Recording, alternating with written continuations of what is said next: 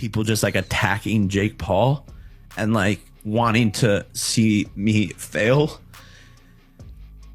for literally like fucking nothing. Like, this is me. Fuck off it. And then you're good. Take a break. Take a break. Yeah, take a break. Jake Paul's world has totally collapsed after Mike Tyson dropped his secret audio files. Some frustrated soul sent these tapes to Tyson a month ago. But Mike, being the chill guy he is, ignored it at first, thinking, if Jake's playing it straight, who am I to expose his dirty secrets? But then Jake pulls a fast one and cancels the fight out of nowhere. Seriously, who does he think he is? The godfather of boxing? Some big shot with special privileges? This isn't his personal playground where we all have to deal with his mood swings. Now with these leaked audio files making waves, Jake's got to deal with the fallout. Now you might think these audio files aren't a big deal, maybe just some personal stuff, right? Like no one's interested in his wife or if he's chatting up another girl. But nope, these tapes are all about his sneaky tactics to win his fights. Not with skill, but with cold, hard cash.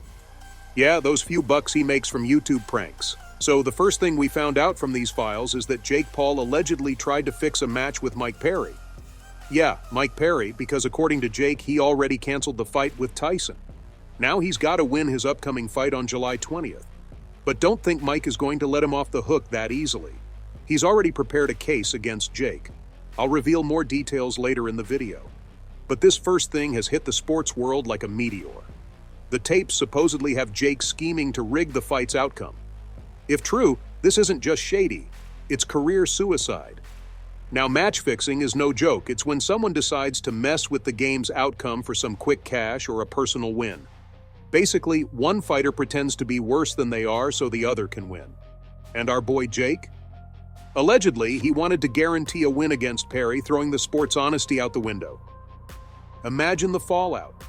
Boxing's already got a rough reputation, and this just makes it worse. Fans want real fights, not scripted dramas. If matches are rigged, people stop watching, sponsors bail, and the whole sport takes a financial hit. Athletes caught doing this can get banned, fined, or even sued, wrecking their careers. For Jake Paul, this could be a total disaster. He's built this wild persona and a huge following, raking in viewers and cash. But a match-fixing scandal? That's a credibility nuke. Think about it. Brands don't want their name tied to controversy. If Jake's caught up in this mess, he could lose big bucks from sponsorships. Next up, we've got Jake Paul caught in a drug scandal that's just adding fuel to his already blazing career controversy. These leaked audio files don't just hint at some shady tactics, they reveal Jake explicitly asking for steroids and cocaine. This isn't just a minor slip-up, this is a full-blown scandal, and Dana White has exposed him months back, but at that time, no one seemed interested in it. I believe that you're a cheater, and I believe that you use steroids. So I want to randomly steroid test you for the next 2 years. But these tapes, reportedly from May 3rd, 2024, have Jake chatting with some unnamed associate. In these recordings, Jake's asking about getting his hands on performance-enhancing drugs, specifically anabolic steroids, and some cocaine.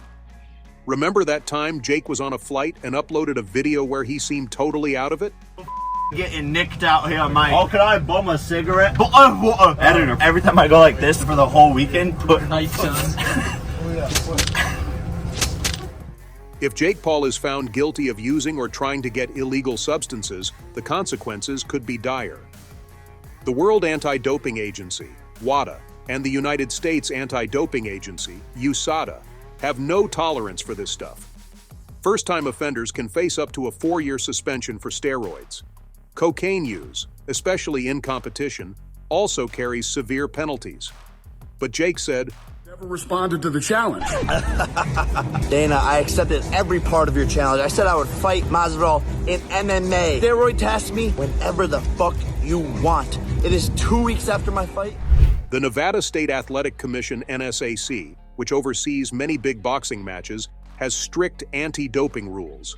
They can impose fines, suspensions, and even lifetime bans. For Jake, who's fought several times in Las Vegas, a ban from NSAC would be a massive blow.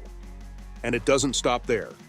Major boxing organizations like the WBC, WBA, and IBF can strip titles, impose fines, and kick violators out of rankings and title shots. Jake's career, built on his popularity and ability to draw huge crowds, could take a massive hit. Then there's the backlash from fans and sponsors. Remember Lance Armstrong? He lost millions in endorsements after his doping scandal. For Jake, who relies heavily on his public image and sponsorship deals, the financial fallout could be huge. So, do you think Mike Tyson is just going to let Jake Paul off the hook casually after all this mess? Absolutely not. Tyson's reaction is going to be harsher than anyone else's. You can't just cancel a much-hyped fight because you're not in the mood. Remember, Tyson didn't cancel his fights even when he was sick and the authorities were on his case. Jake is definitely not above that. And that's why Mike Tyson has slapped a $350 million lawsuit against Jake Paul. This legal showdown has everyone from sports fans to legal experts buzzing. Since Jake's sudden cancellation of their fight, which was supposed to go down on July 20th, 2024 at Arlington's AT&T Stadium, really ticked Tyson off. Jake claimed it was for personal reasons, but Tyson isn't buying it. He's calling it a breach of contract and wants serious compensation for the financial chaos it caused. Now let's break down this lawsuit. It's all about breach of contract. Both Jake and Mike had specific duties: promotional gigs, training, and of course the actual fight. Jake bailing on the fight means he didn't hold up his end of the bargain. So on June 20th, 2024, Tyson officially filed the lawsuit, and it's a big deal. Breaching a contract like this can lead to hefty fines and a massive hit to your reputation.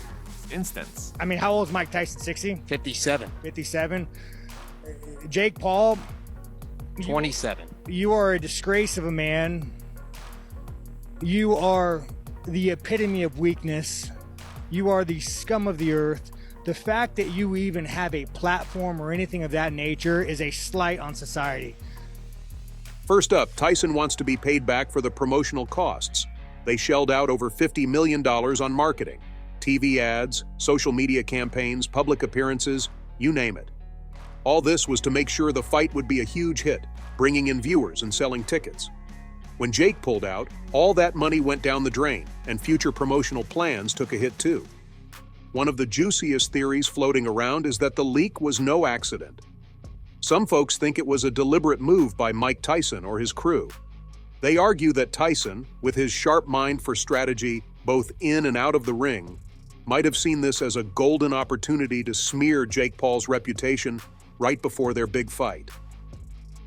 By releasing the audio, Tyson could sway public opinion in his favor and twist the narrative to his advantage.